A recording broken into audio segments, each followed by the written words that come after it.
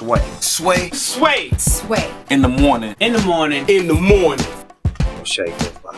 Wake your punk ass up. That crust out, y'all. We're all fearful of something, and we all are understanding that we're here tonight because we need some healing. That the time has come upon us where we need to reconcile the circumstances that we created.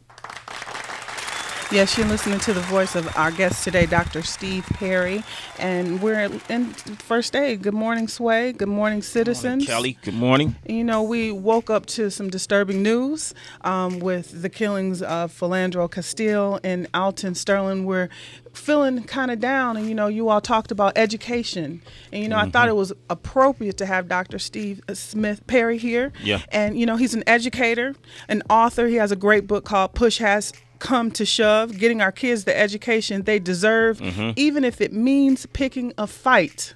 You hear him on various radio shows. He's an education contributor for CNN, MSNBC.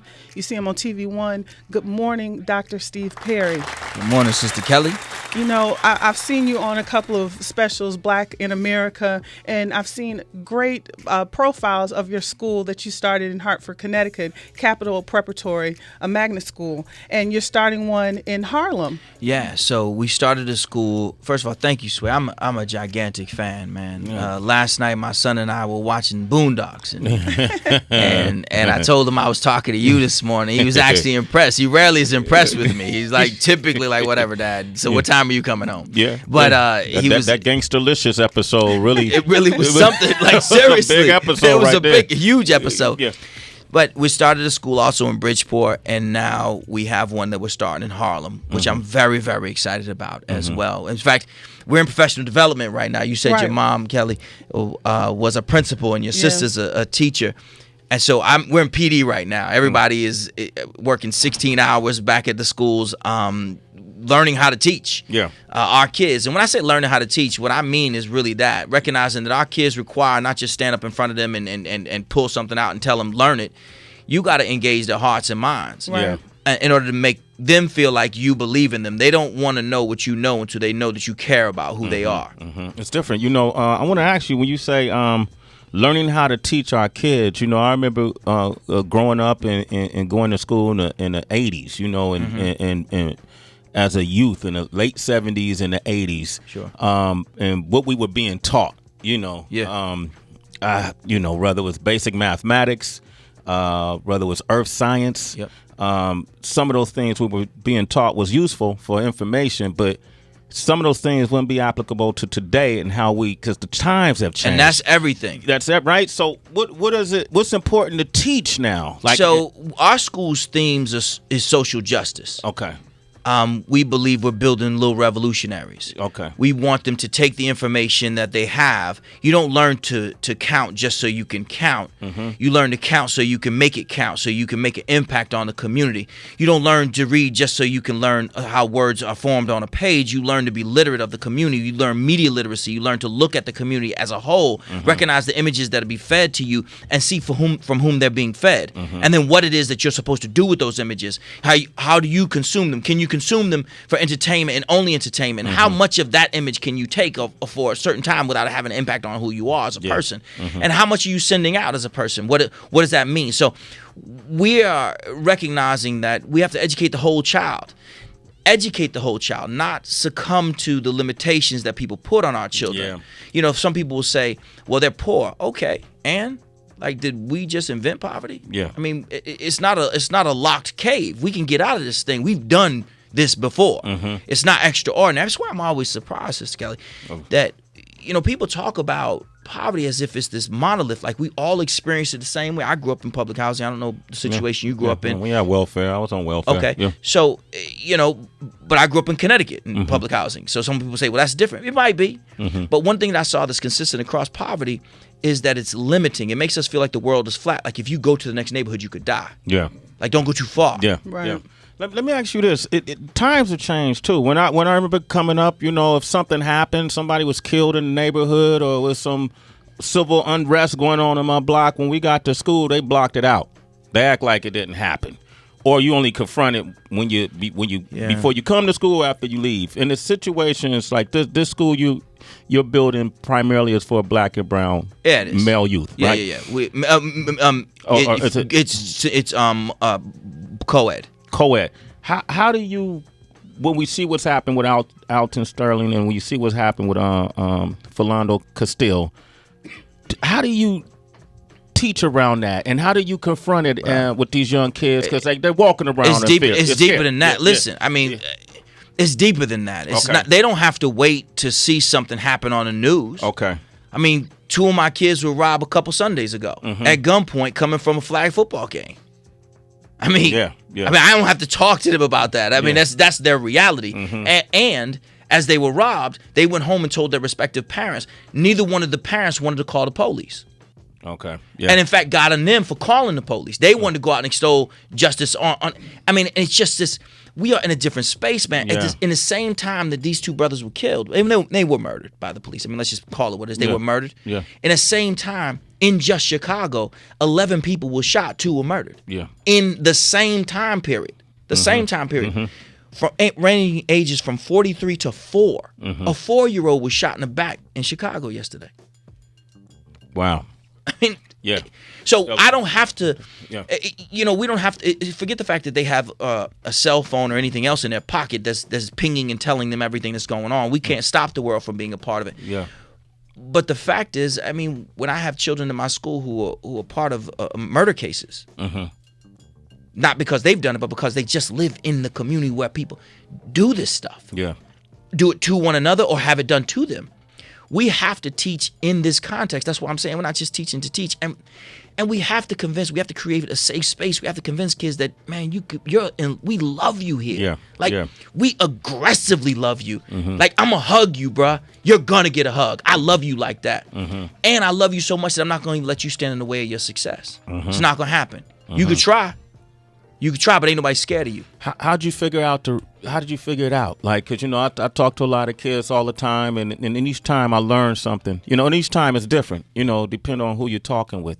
But you have to peel back some layers to get to the point of, comprehension and acceptance, right? How have you done it? Like, what has been your methodology? Someone stopped me in the airport last week, a young man, a professor who teaches, I want to say Compton High, and he was asking me, what do you say to him? And I do what you do. Okay. You respect our community. I mean, that comes through. It's come through from your time on MTV to before that when you were doing radio. I mean, you clearly respect our community because you respect our community respects you. The same is true. Children don't have wisdom. They have instinct. And they know who's for real and fake. And so if you come at them on some, I love you, but they don't see that you really love them. They know you ain't going to pick them up in the morning. They know you won't take them out to grab something to eat. They know that you won't be the one who will say to their mother or their aunt or grandmother, whoever's raising them, if in most cases, if your son, grandson, nephew acts up, here is my personal cell phone number. I will come to your house and grab his black ass, and we will get it done. I will find you, young lady, if you sneak out of your mother's house one more time. If your mother calls me, I'm coming to Harlem. I will drive, walk, whatever. I'm going to find you. When I find you, I'm dragging a little behind home.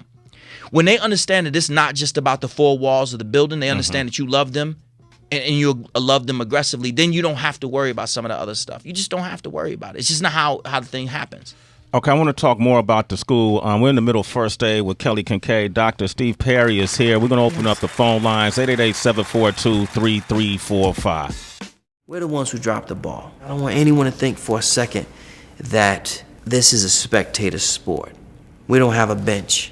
Everybody's a starter. We need everybody on the front lines saving our kids. If you think for a second that I'm not talking to you, then you're wrong. I'm talking to everybody. Everybody made these kids. Everybody made this mess. Now everybody needs to get in there and clean it up. and clean it up. We do have to do. That was Dr. Steve Perry, our guest today in First Aid. And we're talking about educating. We're talking about this generation, our future generation, how important it is for us to educate them. You are the founder of Capital Preparatory School, and you have 2 in Connecticut, and you're opening up the one with Harlem with Sean Puffy Combs. Yeah, that's a great story. Yeah. I think it's a great story because what it does is it really is a metaphor for what a lot of brothers feel, and sisters as well. They want to be part of the solution, but they don't know where they fit in. It's like they're watching Double Dutch, you know? My girl cousin used to make me twirl. So, you just twirl and twirl and twirl. Yeah. And then, because I couldn't jump it right. So you just don't know where to jump in. A lot of brothers want to be a part of the solution. They don't know how to fit in. And so I was leaving Kevin Lyles' Kevin Lyles, music mogul, well known, our friend. Right, Activist. Kevin Lyles and Erica, his wife. I was leaving their engagement party, a very small, intimate party, and I'm walking out and I, bump into Sean Combs, and I mean, why am I at a party with Sean Combs? And because Kev is somebody who wants to do something in the community. He was talking to me about some of the ideas he had, so he invited my wife and me to his party. As we were leaving, Puff introduces himself, and of course I know who he is, and I introduced myself, and he says he had known who I was. And he said, "Can I tell you something?" The music was kind of loud, so he stepped to the side. I said, "Sure, of course." He said, "I've always wanted to start a school." And I said, "Oh, wow, that's dope. Good luck with that." And he said, No. I think that we should start one together." And I said, "Well, I hear you. And who wants to say no to Sean Combs, right? Yeah. But I already have a school, and I'm all right. Like I have no aspirations of opening schools all over the country. I have a school, and my sons are going to go to it, and they're going to graduate, and I'm good." For the next 2 years, not like he's some sort of page or something, he would reach out to me periodically and say, "Hey man, so what's up with my school?" And I say, "Why don't you do an after school program or something? Why don't you give out scholarships? Why don't you give out turkeys or something?" He said, "No, I want to build leaders." He said, like you said, Sway, he said, "We need to educate our own. We need to stop sending our kids off to somebody else to educate them." He said, "I've seen how you educated black kids." He said, "And I had 2 choices." He said, "I'm competitive." He said, "Either I open a school and beat you, or I work with you." He said, "I felt like it was too much work to try and beat you because I'm not waking up in the morning, picking kids up in the morning, so it's better that I work with you." And he said, "Wouldn't it be dope if 2 brothers, successful in their own right, came together? And wouldn't that make an impact? Wouldn't that tell a story about how we can come together and suspend egos?" That was it. And I said, "Okay, let's go." And Dr. Perry, I'm sorry, the success rate of your school. Let's talk about the kids, the graduation rate. So 100% of our graduates have gone on to 4-year college since we opened our doors in the very first year. Ooh. That's beautiful. 100%. Yeah. And then we opened up a school in Bridgeport last year, accepted seniors. 100% of them went on to 4-year colleges. Wow.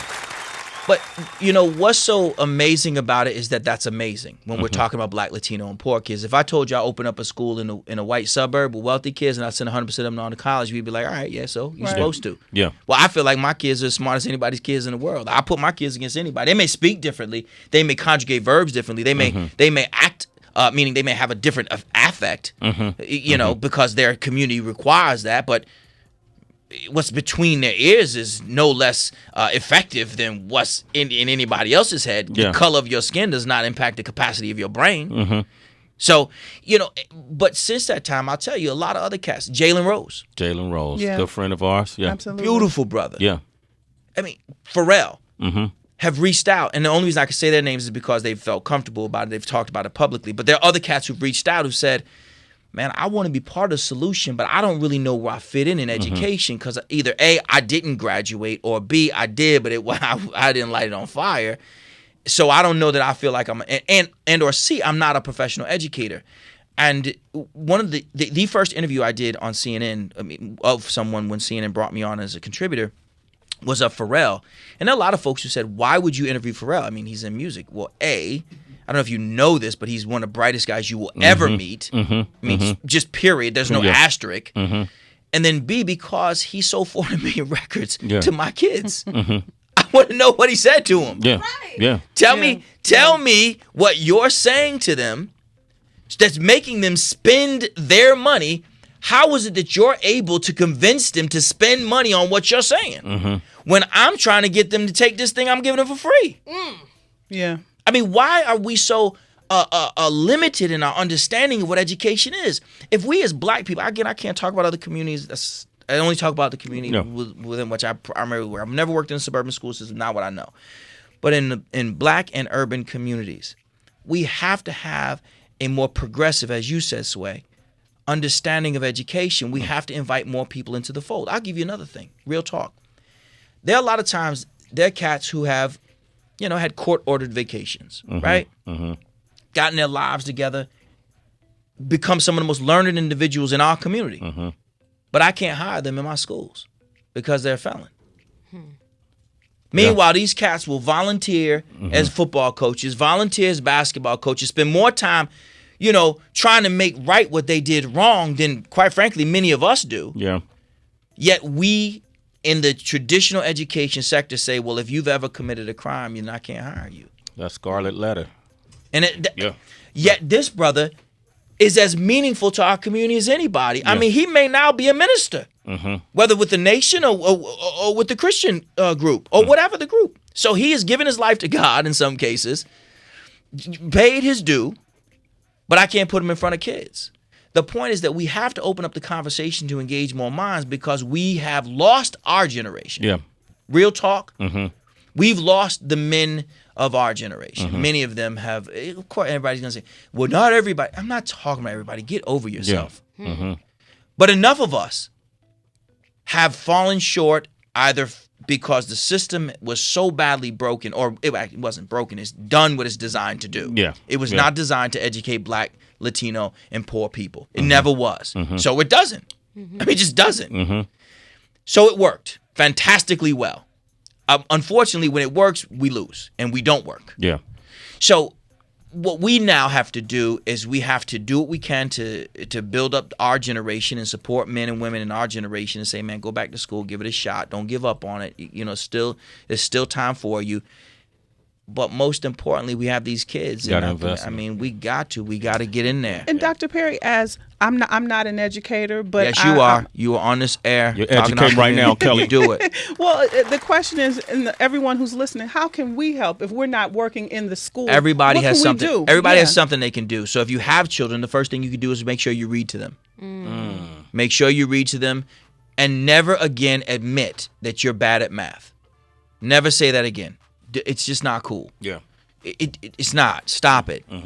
I understand you're trying to be transparent, and I respect and get that. But what it does is it reinforces a stereotype that we as a community are not good at math. It's not cool. Right. In addition to that, if you have children, create an environment within your home where education is respected. Do an audit of your life. Yeah. Ask yourself, in the past 24 hours, how much of my time have we spent on education? How much of my money have we spent on education? We'll take a little 5'0" child who can barely hit a backboard and literally put him in $300-400 worth of gear. My sons, who are not very good at basketball, one of them was playing last night in this outdoor tournament in our town. And my wife, who doesn't really watch sports, she saw one of the little boys who's 10 years old with a shooting sleeve on. She said, what does that do? I said, cost his mother money. That's it. Because you ain't seen him hit a shot today. He hit nothing. It looks fancy. Yeah, right. He said nothing. Well, I want to take some calls. Dr. Steve Perry is with us, and I want to take some quick calls. You got some questions for him? 888-742-3345. B is in Massachusetts. What up, B? Good morning. Hey, how y'all doing? Good. Doing great, man. We got to be fairly quick because we run out of time, but go for it. Listen, I run an academic firm in Massachusetts, and I really appreciate the doctor's words on what he's saying about inner city youth and the capacity with which they can perform in school. What our programs are geared around is basically the same thing the doctor's talking about. We are we employ people who are outside the box. I have a teacher who is from Great Britain. I have a teacher who is African American. He's actually from the Bronx. And then my other teacher is a biochemistry major. And so what we try to do is give that same approach that, it doesn't matter how you talk or what your particular, way of living is. We're looking at your brain capacity, your education capacity, and I truly appreciate what the doctor is saying. It really is inspiring. Wow, that's great. Dr. Perry, can you give your information out on social media? Yeah, Dr. Steve Perry on Twitter. That's usually the best way to get me. Dr. Steve Perry on Twitter. B, maybe you guys should connect, man. Hit him up, all right? For sure. Absolutely, Steve. I would be looking to talk to you in the future. Thank you, Doctor. All right, thank you. We got Rosalind from California on the line. Go ahead, Rosalind. Good morning. Hi, good morning. Thank you so much for taking my call. Mm-hmm. I woke up this morning and I was so heavy-hearted at hearing the news and just processing everything that's going on with our Black community. And the doctor's comments made me just have to call in. I'm a math teacher at a public school, and I was so overwhelmed by what he's doing at his schools, and I think that that's fabulous for our community. But the struggle is still very much real for us Black educators. There's not many of us, and we drop out of the field pretty regularly. And I think that one of you made a comment about what we can do. And I think that all of us as Black people need to create a dialogue and a space for youth and really each other to think and have discourse, and really with our youth, teach them those critical thinking skills. And this is the perfect opportunity to have a space to talk about it. And it needs to exist in education. Education is not a neutral act. Mm-hmm. It's a lie to act like it is. And I know you don't have a lot of time. Being a math teacher, we do need to stop saying that we're bad at math. That's a fallacy. And every day, as an educator, I just believe that I'm the conduit for that change and transformation. And I just appreciate what Dr. Perry is doing. Wow. And I would... Oh, sorry, go ahead. No, I was going to say we appreciate what you're doing. Likewise. You know... you matter. Yeah, absolutely. A lot. Rosalind, you're a citizen. That's Sway in the morning. Thanks for your call. We got Tamika on the line from Delaware. Go ahead, Tamika. Good morning. Oh my gosh, good morning. I'm so happy I got in. Can you hear me? Yeah, we can hear you, Tamika. Go ahead. Oh, yeah, I'm sitting in my car. I have to get him to go to work. And Steve Perry, thank you so much for taking the call. I know you're also a social worker. I'm a social worker. That's correct. And I was hoping you could talk on the importance of behavioral health and wellness and the role that trauma plays in our schools. I'm also in urban education, and I really want to hear your message about the collaboration between not just education, but also behavioral health, particularly social work. Can you speak on that a little bit? So thank you. So social workers know I'm a social worker, and so they make sure, like, he's a social worker first. Like, y'all need to recognize that. I used to run a homeless shelter. I mean, I really am a social worker, worked in youth detention and the like, and what I found, like you had talked about how we uncovered this strategy, well, it has a lot to do with what I saw working with children who had fallen through the crack. I mean, it's not even a crack. It's just a big, gigantic hole. I mean, it's not even a crack. You would be being impolite to a crack by calling it a crack. It's a hole. It's a gate. The crack would be pissed off. The crack would be really pissed off, yeah. So what we recognize is that kids are people too. Remember that show? Yeah. Kids are people too? Yeah. Kids are people too? Yeah. And there were a bunch of other shows when we were coming up to talk about uplifting children. Like that, you have to recognize that they're human beings. They're just smaller human beings, and you have to respect their humanity. And so, I often think that, and we have to sometimes fight our own colleagues, that we have to fight structural racism. That, even in one of my schools where my two sons, both African American, were attending, I had to check my staff and say, hey, how come we only have 20% of our students here, well, actually 15% of our students are white, yet the white kids make up 40% of the gifted and talented program? What the hell? How does that happen? Yeah, wow. At my school, do you know who your boss is? Like, look around. On your watch. How about that? Yeah. So we have to check them, and so I'm often surprised. That's not true. I'm surprised. I think that we should celebrate that our children can even make it from some of the places from which they make it to our school. Yeah. What some of these little brothers and sisters have to do to get from their house to our school, come on, man. Yeah. It's just chilling. Yeah. It's chilling. If I could tell you some of the stories, the challenge of what I do is, because I still am an educator in the trenches, these are real stories, and they're really attached to children who still attend our schools. But if you knew some of the things that our kids deal with as a matter of course, just today, what we have to deal with, and then have to sit them down and, so I'm going to teach you how to factor a number. Yeah, you got to deal with some other issues first. But at the end of the day, what you have to do is you say, son, you got to shake that off. You got to play hurt. Yeah. I mean, I can't stop the world and let you get off. Mm-hmm. I used to work in Philadelphia's public schools. I worked at Strawberry Mansion, a really beautiful sounding name, but it was a rough school. Yeah. It was a really rough school. There was sometimes that they would have varsity basketball games with no fans. Wow. Okay. Mm-hmm. Like it's that. Yeah. Right? Yeah. Just tense in that environment. Right. Yeah. So I remember there seeing kids who people had just given up on. I don't know. You gonna get me emotional? Yeah. I don't understand how you could look at somebody's whole child. Yeah. And just say F that dude. Mm-hmm. He's a kid. Like he's a kid. Yeah. He hurt your feelings like that. Mm-hmm. That 7-year-old really hurt you like that. Then tap out, bruh. Yeah. It's not him. Yeah. It's you. You're it's not just Bill peel Clinton. off. Tamika, thank you for your call. Thank you. We want to continue this conversation with Dr. Steve Perry. Once again, give out your social media so people could at Dr. Steve Perry. It's Twitter. That's the best way to get me.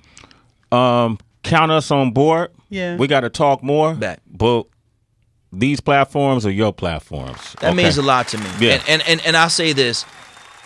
What you do makes my job that much easier. When my kids, not just my biological kids, but I refer to them all the same as my kids. When my kids can look up and see Sway, who they know is authentic. They know he's from where they're from. They know he believes in what they believe in. They see him talking to the president as he talks. Mm-hmm. You don't go up in there and switch up. Mm-hmm. You talk to him like you talk to him. I mean, just as you would Nas, were he here. Mm-hmm. That matters to them because they hear their voice in a space that they want to be in. And that matters, man. Yeah. You should never, ever, ever, ever, ever underestimate the impact that you're making on our community. And from this day forward, if I had a doctor to bestow upon you, it would be given to you because you got to understand that you matter to our community. You make sense out of some nonsense. I mean, you get artists up here who say some really banana stuff. I mean, let's just be really honest. Yeah. And because of the business that you're in, they got to sit in the same chair. Mm-hmm. And they say some stuff, and you got to check them on it. Mm-hmm. And we've all seen it. And you do it. And you do it in such a way that you don't destroy their humanity. Yeah. You don't create a beef with them. Mm-hmm. Which, again, from a modeling perspective, I need my children to understand, okay, y'all could disagree, but it doesn't have to spill into the street. You ain't got to put your hands on that dude. Absolutely. There's more than that. It's more than that. What he said, when I get mad, I put it down on the pad. Yeah. Give him something that they never had. Mm.